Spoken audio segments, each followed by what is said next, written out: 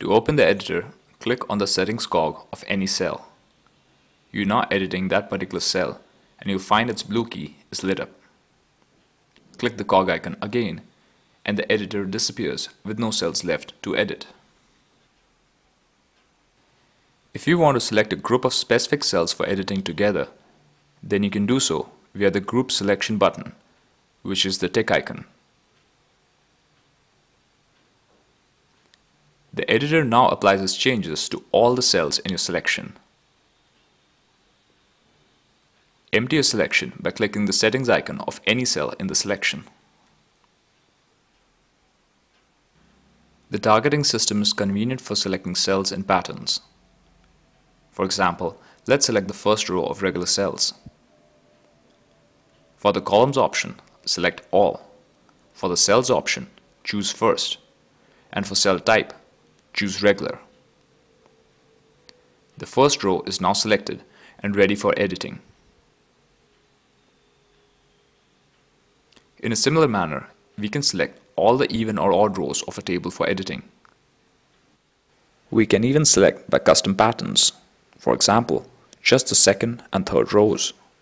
For that, I need to choose all columns, then the second and third cells.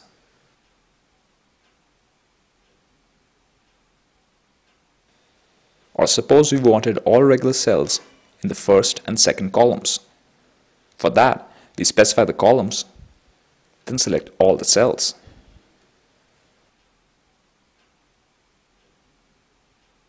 While editing styles, notice that some components such as title overall are parents of other components, in this case icon, title text, and value. For the sake of convenience, adjusting font-related settings of the parent element automatically changes the styling of its child elements as well.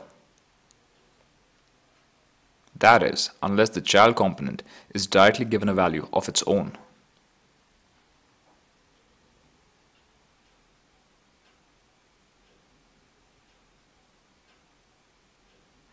This style inheritance mechanism also works between the component states, with the hover and active states inheriting values from the idle state. But in this case, it works for all style properties.